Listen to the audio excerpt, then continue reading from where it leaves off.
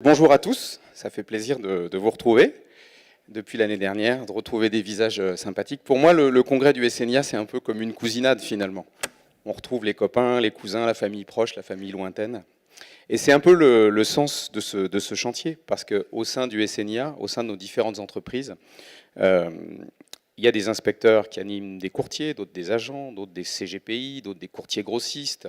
Certains sont en contact avec des grossistes qui travaillent que sur Internet, d'autres animent des salariés. Donc c'est un peu le sens de ce chantier, à savoir de travailler sur, comme m'aurait dit Michel Le Chevalet, comment ça marche. Alors, pour préparer cette intervention, hier soir sur la plage, j'ai essayé d'entendre la sagesse des anciens qui tardaient ou qui traînaient par ici. Et il y a 150 ans, les Américains qui étaient présents m'ont proposé comme introduction Make SNIA Great Again.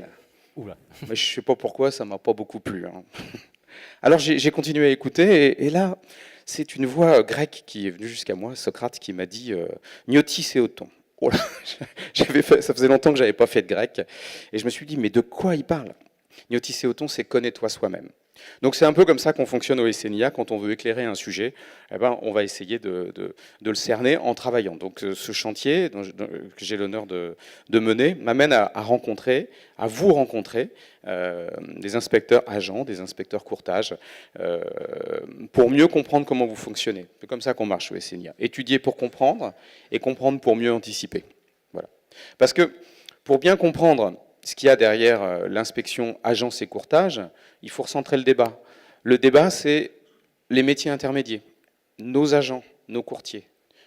On sait que le panda, il a besoin de quoi? Il a besoin d'eucalyptus, sinon il ne mange pas. Bah, nous, les inspecteurs agences et courtiers, on a aussi besoin de voir comment ces gens-là fonctionnent, parce que selon l'évolution de l'intermédiation, bah, notre évolution va suivre, et vous avez pu le lire dans les différents résumés du SNIA, du En Direct de 78, on se posait les mêmes questions. Comment suivre l'actualité? Comment accompagner les changements?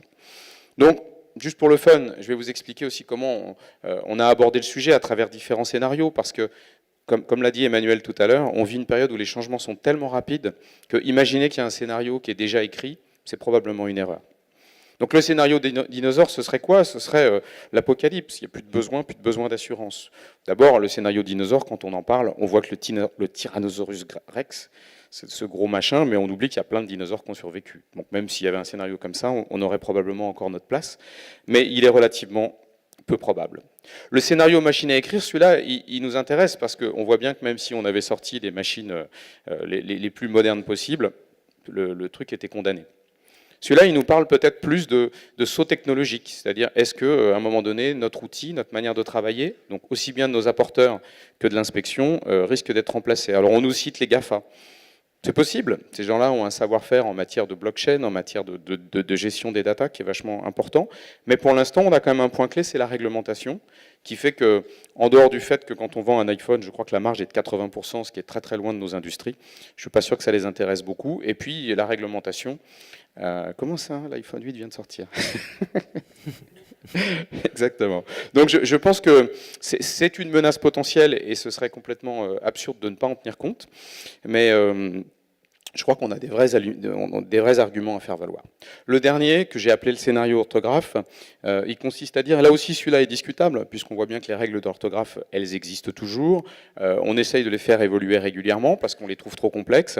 Mais dans le même temps, si on prenait une copie du bac d'il y a 30 ans et celle d'aujourd'hui, la manière dont on pondère les fautes d'orthographe est probablement très très différente. Donc c'est probablement la plus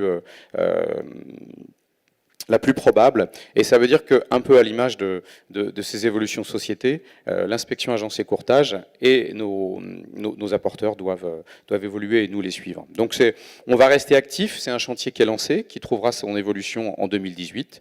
Et juste pour vous donner trois clés de lecture, comment on travaille, la première c'est de bien comprendre, c'est ce que je vous disais, les cousinades, il y a la famille proche, il y a la famille lointaine, on ne travaille pas tous de la même manière. Dans cette pièce, certains d'entre nous animent des courtiers, d'autres des réseaux captifs, agents généraux, réseaux salariés. Dans un cas, la compagnie est fournisseur, dans l'autre, elle est employeur, dans la troisième, mandante. Donc on a probablement besoin aussi de travailler sur nos compétences, de sorte que les inspecteurs puissent être des relais spécifiques en tenant compte de ces spécificités-là. La deuxième chose, c'est de bien comprendre quels sont les acteurs en présence, avec qui on se bat. Il y a quand même des contradictions. Nos actionnaires veulent plus de rentabilité, les autorités de contrôle plus de transparence. Nos clients, c'est pas tous les mêmes. Il y a des clients jeunes, il y a des clients vieux, il y a des clients qui considèrent qu'ils peuvent tout faire tout seuls. Certains veulent du prix, certains veulent du conseil. Là aussi, on a une carte à jouer et une réflexion à mener sur ce plan-là. Enfin, le troisième, c'est comment se positionne l'inspection. 222 millions pour Neymar, c'est cher ou c'est pas cher? J'en sais rien, ça dépend du nombre de buts qu'il va marquer et si le PSG gagne la Champions League. De la même manière, si nous sommes positionnés sur l'ensemble des chantiers, également sur le déploiement des nouvelles technologies, et si nous sommes des avant-centres et non pas des arrières latéraux, on peut justifier nos 222 millions d'euros. Et ça, j'y crois très fort. Donc finalement, mec et Senia Great Again, ça va peut-être le faire. Voilà, donc je pense qu'on a aussi un vrai débat pour faire valoir nos savoir-faire et pas faire de nous simplement des courroies de distribution insipides ou trop normalisées. Voilà. Donc les travaux continuent, je vous donne rendez-vous en 2018. Je remercie tous les inspecteurs que j'ai déjà rencontrés et qui m'ont consacré de leur temps et on aura plaisir à suivre ce chantier et à le faire vivre régulièrement tout au long de l'année. Passez une belle journée. Merci beaucoup Eric Gomas.